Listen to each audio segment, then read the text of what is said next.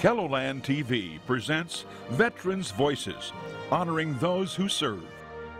Welcome to Veterans Voices in KELOLAND, broadcasting from Veterans Memorial Park in Sioux Falls. Nearly 68,000 veterans live in South Dakota. Many of them fought to defend our freedoms. From first-hand accounts of days past to modern stories of success, today we're showing you the impact veterans are having in our community and across the country. Our veterans come from all walks of life. I myself am a 22-year veteran of the South Dakota National Guard. Matt is a Marine Corps veteran. Tonight, we pay special salute to all veterans, both young and old. Joe Foss is probably the most famous war hero in South Dakota, but tonight we have the story of an unsung hero from World War II.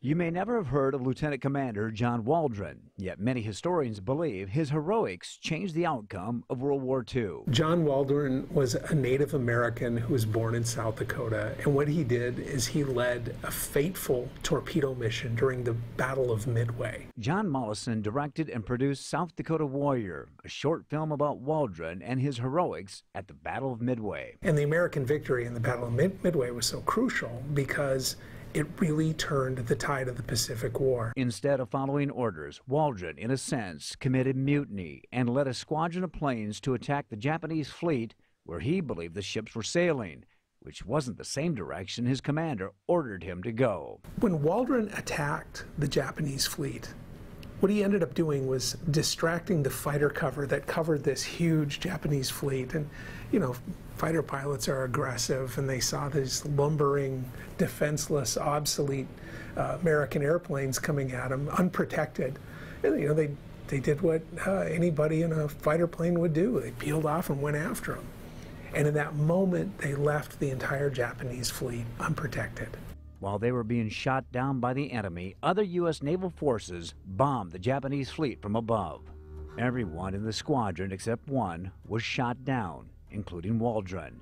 Many believe their sacrifices changed history. Waldron's act shortened World War II.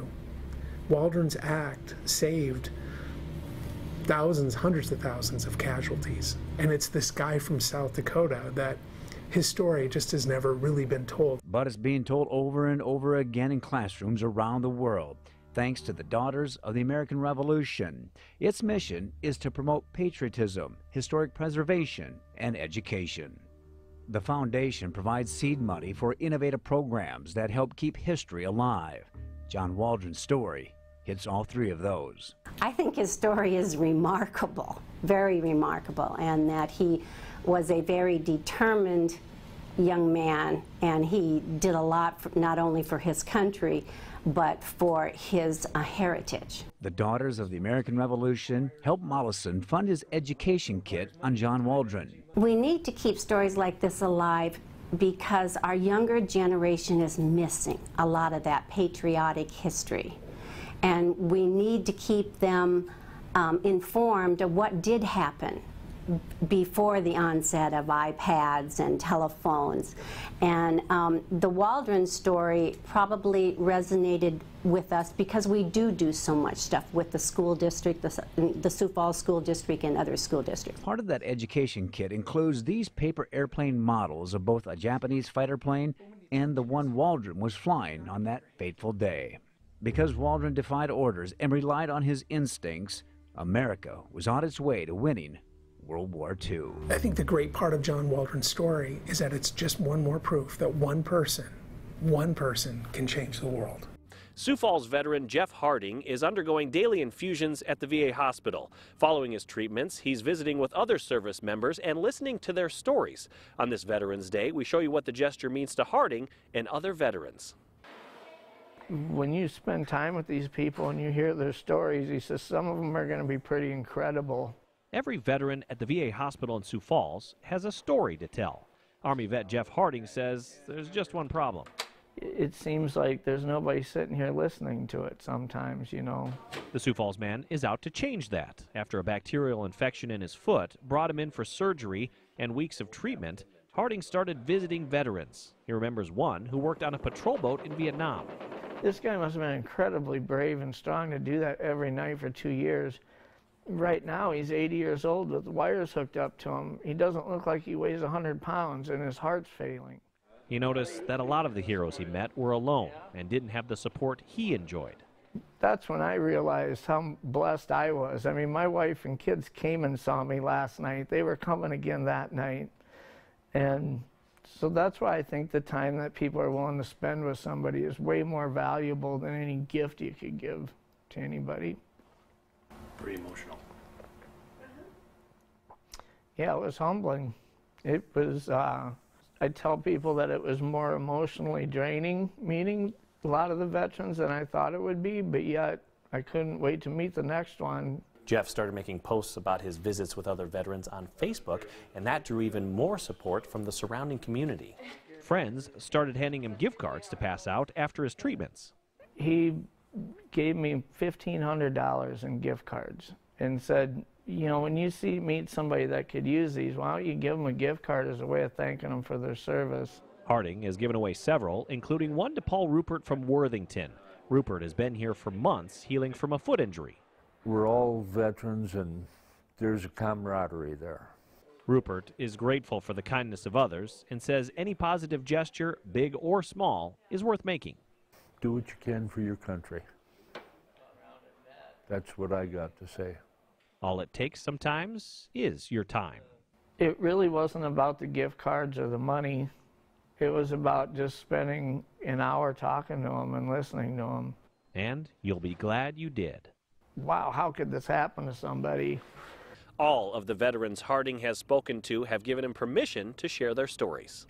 Still ahead, it is the tale of two Purple Hearts, how two KELOLAND men received their long overdue honors.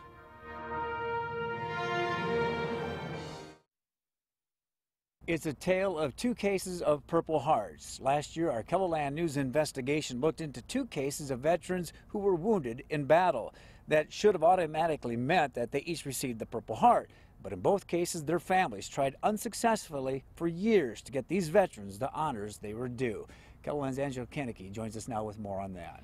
Well, Don, this tale of two Purple Hearts began after the family of Eugene Coyle contacted us. The Korean War veteran had been injured 3 times in battle, but because of poor record keeping and a fire at the National Archives, he had never received the honor that he deserved. With our help, Eugene Coyle was able to finally get his Purple Heart. After the family of World War II veteran Sylvan Vignes saw our story, they contacted us. Vignes had been blinded in his left eye during a battle in Japan. This is to certify that the President of the United States of America has awarded the Purple Heart to Signalman 3rd Class Sylvan D. Vignes, United States Navy, for wounds received in action. I'm so happy for my dad and my mom, and we've been trying to do this for a long time, and I'm just so proud of him. But this is an awesome, awesome day, and it's just really, really very, very special. Friends and family packed the Flandreau Community Center to witness 94-year-old Vignes receive his Purple Heart. Vignes is an integral part of the community. The longtime superintendent is even featured handing out a diploma in a mural on the wall here. For the country to be able to say thank you to Mr. Vignes, you know, his message was it's not necessary. But to the country, to our well-being, it's important that we say thank you to a true hero. Another true hero was also in attendance. I got the Purple Heart, yeah, finally after all these years. 66 years after the Korean War, to be exact, Coyle wanted to see World War II veteran Vignes get his too. Dad has a lot of respect for his fellow veterans and especially recipients of the Purple Heart, you know, men who have been tested in combat and were wounded. So Dad respects that. He wanted to be here today, so we made sure we got him here. The road to Vignes's Purple Heart began 2 decades ago when his son Dan started submitting paperwork to South Dakota's congressional offices. Unfortunately, Dan didn't see his father get the honor. Dan died from cancer 5 years ago, nearly to the date of his father's ceremony. So we feel like this is kind of nice little karma that all of this is happening right at the time of his anniversary of his death. So we know that he's looking down and smiling and just enjoying every second of this. Curtis Ng. Vignes's family and friends believe it may never have happened if it weren't for the attention on Vignes's case following our KELOLAND News investigation. I'm so happy that you was able to get it done for us, because we weren't having much luck. We hit a brick wall every time we turned around, you know. But thanks to you, it got done, and I am so happy. And Vignes, overwhelmed by the outpouring of respect from his community, had this to say. An awful lot of effort from two people, and they did a great, great job, and I really, really, really appreciate it. Sylvan Vignes died in June. You can watch our series of stories on KELOLAND.com. This year, a Midwest honor flight took 2 trips to Washington, D.C. The sights and sounds from our nation's capital when Veterans Voices continues. This year, Midwest Honor Flight had 2 missions to Washington, D.C. in May and September. It's a busy day in the nation's capital for these KELOLAND veterans. Photojournalist Tori Stolen and I take you aboard.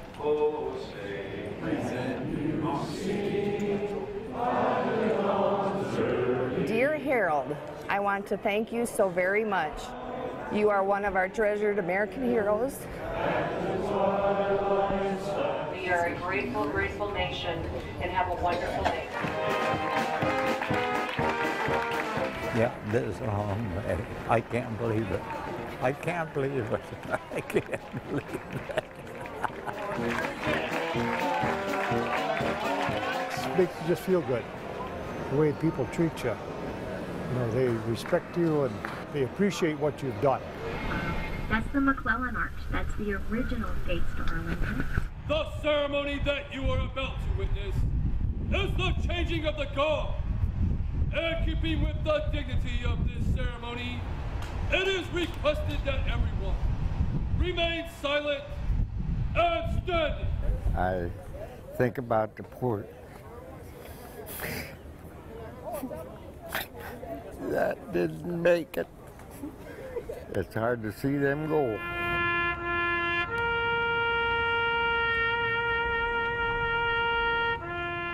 Someone we knew quite well. One of them was my very close neighbor. So.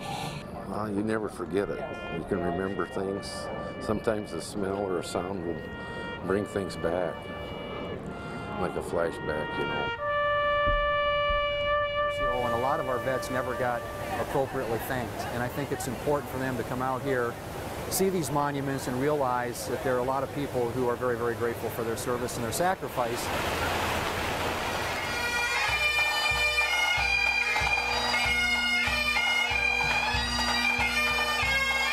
It's just an awesome day to see these heroes being honored for what they deserve. Mission 3 takes off on May 7th. We've posted ways you can get involved on KELOLAND.com. Flying during the Cold War, a Virginia veteran is going to be sharing his incredible story of service. Meet a Navy pilot who's about to take a trip back in time when we return. Welcome back. A Navy pilot from Virginia takes us on a trip back in time when 2 superpowers flexed their nuclear muscles as the world held its breath. His close encounter with the enemy later led him to appreciate a new meaning to the phrase, go with the flow. Leonardo da Vinci called water the driving force of nature. But its stillness can also calm a restless soul, maybe even save one.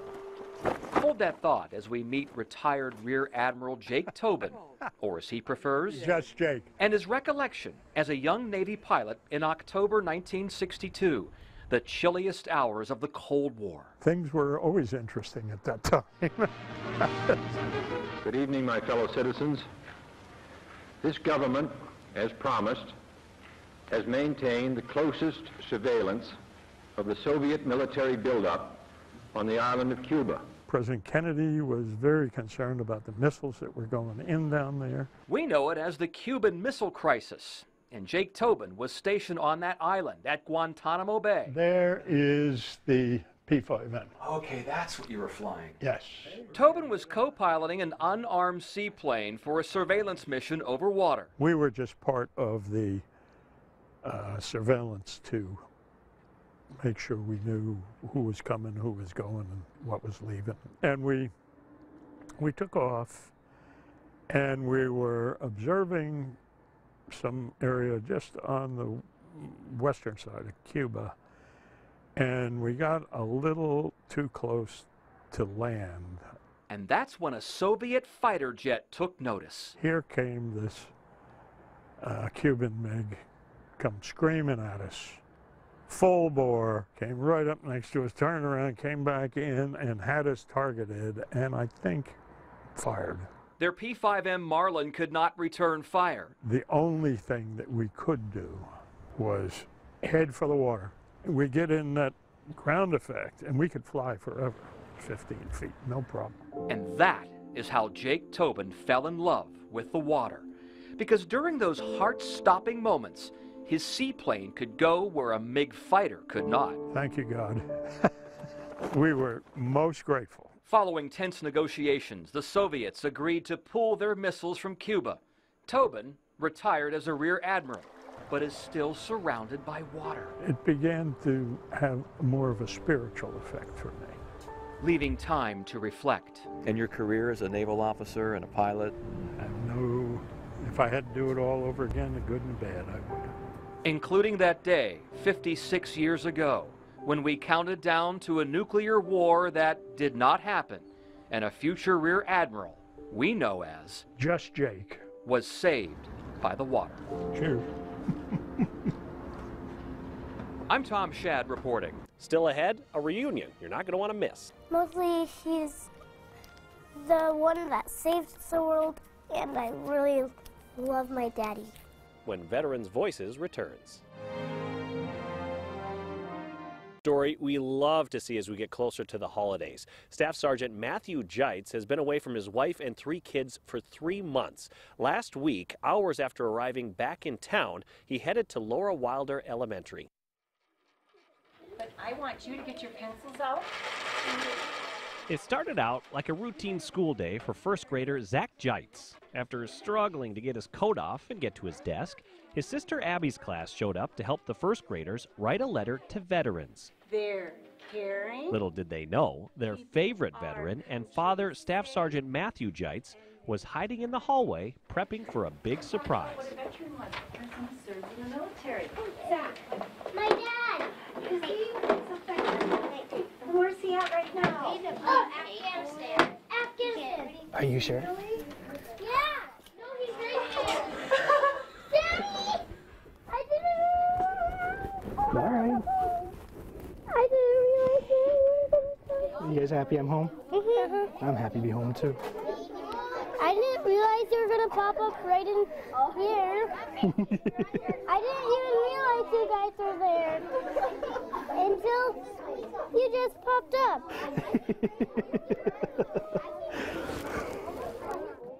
That was awesome. Just their faces when they lit up, when they saw me, was just perfect. The staff sergeant has been dreaming about this moment for a while. His son and daughters have been too. It's a wonderful surprise. Have you been waiting for this? Uh-huh. When people would ask young Zach where his dad was during the deployment, he would offer a glowing response. Mostly he's the one that saved the world, and I really love my daddy. With Veterans Day coming up this Sunday, it's a great time to remember the families protecting our country here at home and abroad. They are there sacrificing their lives every day over there. I'm just glad to have mine home. A nice round of applause and a nice welcome home. A military family reunited at long last. The best moment for a long time. Thank you for joining us for Veterans Voices in KELOLAND. You can watch more stories from our stations across the country on KELOLAND.com.